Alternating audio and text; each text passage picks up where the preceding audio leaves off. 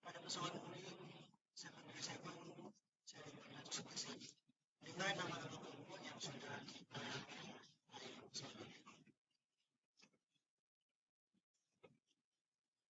yang menjadi latar belakang dalam presentasi ini. APU ini digunakan sebagai pemasok listrik untuk instrumen serta alat kelistrikan lainnya, maupun salah satu fungsinya yaitu menyalakan penyejuk udara atau dikenal sebagai air conditioning saat kondisi mesin utama pesawat sedang mati. APU ini juga digunakan untuk menyalakan mesin pesawat. Secara umum ada banyak jenis auxiliary power unit yang berbeda-beda yang digunakan untuk Boeing 737. Nah, pada pesawat Boeing 737 seri 400 klasik menggunakan APU berjenis GTCP atau Gas Turbine Compressor Pressure 85129 series engine. Nah, secara umum APU itu sebenarnya bisa dideskripsikan sebagai berikut. Pada poin yang pertama, daya bantu udara untuk pesawat dipasok oleh unit daya bantu turbin gas yang dikenal sebagai APU.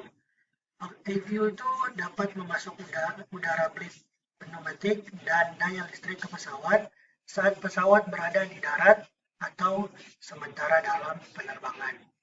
Operasi APU dikendalikan oleh APU Control Unit yang dapat ditemukan di rak listrik E3 bagian 3. APU memiliki mesin turbin gas disebut sebagai mesin APU, di mana generator listrik APU dan kontrol elektronik. Mesin APU dapat memutar generator listrik APU melalui gearbox. Pada poin yang ketiga, APU Control Unit memastikan bahwa APU beroperasi dengan aman dan terus-menerus.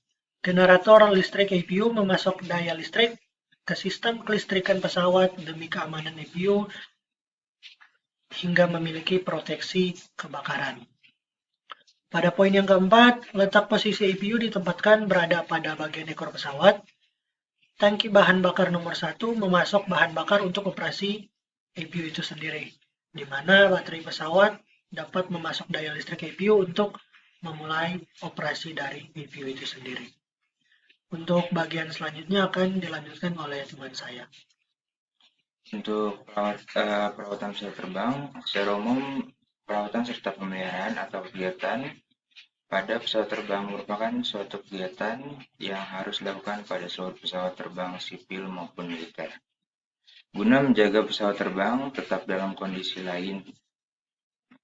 Kegiatan maintenance pada umumnya adalah serangkaian aktivitas untuk menjaga peralatan serta fasilitas agar senantiasa dalam kondisi siap pakai secara fungsional dan kualitas. Pada pesawat terbang, kegiatan maintenance wajib dilakukan oleh setiap pemilik serta operator pesawat terbang.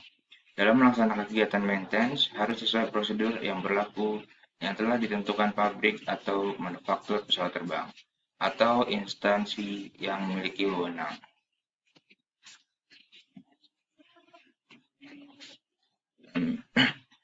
Perawatan pesawat terbang itu terbagi menjadi dua jenis perawatan. Yang pertama, perawatan korektif atau bisa dikenal corrective maintenance. Perawat korektif atau CM adalah pekerjaan condition monitoring, yaitu perawatan yang dilakukan untuk memperbaiki setelah terjadinya atau ditemukan kerusakan pada peralatan, sehingga tercapainya standar yang dapat diterima. Dalam pelaksanaannya dapat dilakukan dengan cara perubahan atau modifikasi guna meningkatkan kondisi komponen atau peralatan menjadi lebih baik. Untuk jenis perawatan yang kedua itu perawatan preventif atau preventive maintenance. Perawatan preventif atau PM itu pekerjaan perawatan yang dilakukan secara terjadwal seperti periodic inspection yang telah direncanakan bertujuan untuk mencegah terjadinya kerusakan pada pesawat terbang. Untuk menentukan penjadwalan pada kegiatan preventive maintenance pada pesawat terbang, menggunakan data sebagai berikut. Yang pertama, jam terbang atau flight hours merupakan interval infeksi yang didasarkan pada jumlah jam operasional suatu pesawat terbang. Yang kedua, penggunaan terbang atau flight cycle merupakan interval infeksi yang didasarkan pada jumlah take off landing yang dilakukan suatu pesawat terbang. Satu kali take off dihitung satu cycle. Untuk yang ketiga, waktu kalender atau calendar time merupakan interval infeksi yang dilakukan sesuai jadwal tertentu. Kebijakan perawatan untuk menentukan suatu kebijakan perawatan pada komponen pesawat terbang yang mengalami kegagalan, ada beberapa hal yang harus dilihat. Di antaranya adalah dilihat dari tipe, laju kegagalan, dan juga tipe degradasi pada komponen tersebut.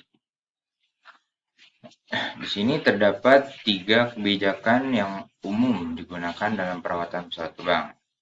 Yang pertama, hard time atau HT. Hard time merupakan jenis perawatan yang mengharuskan dilaksanakannya overhaul pada interval waktu tertentu yang tidak boleh melebihi waktu interval tersebut. Yang kedua, on condition atau OC. On condition merupakan jenis perawatan yang menghendaki adanya inspek terhadap komponen berdasarkan kondisi di lapangan yang menentukan waktu removal. Yang ketiga, condition monitoring atau CM. CM merupakan jenis perawatan yang tidak termasuk di dalam hard time maupun on condition. Akan tetapi, jenis tindakan perawatan dengan melakukan suatu analis setelah terjadinya kerusakan pada komponen. Baik, untuk pembahasan selanjutnya akan dilanjutkan oleh teman saya. Terima kasih. Kemudian, untuk menentukan kebijakan perawatan yang sesuai, maka perlu diperhatikan prestasi dari suatu komponen yang akan dibahas lebih rinci mengenai prestasi degradasi pada komponen tersebut. Dapat kita lihat pada keterangan di bawah ini, proses degradasi prestasi komponen yang dikelompokkan menjadi 3 tipe.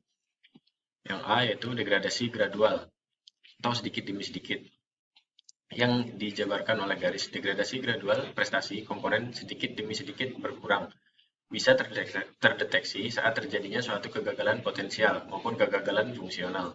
Degradasi gradual mempunyai sebaran atau spread dari umur kegagalan yang kecil ataupun panjang. Perawatan preventif akan efektif untuk tipe degradasi prestasi ini apabila sebaran kegagalan fungsional kecil dan jelas adanya peningkatan kegagalan pada umur tertentu. Degradasi ini masuk dalam kegagalan aus pergantian secara periodik, sangat tepat untuk degradasi jenis ini. Kemudian, untuk degradasi yang sebarannya panjang atau umur kegagalan fungsional tidak diketahui, maka untuk menentukan status prestasi bisa melakukan inspeksi terhadap komponen.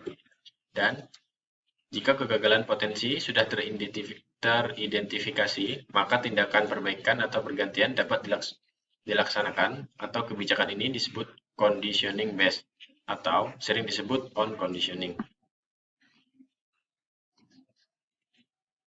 B. Degradasi tertunda atau time delayed dijabarkan pada garis B.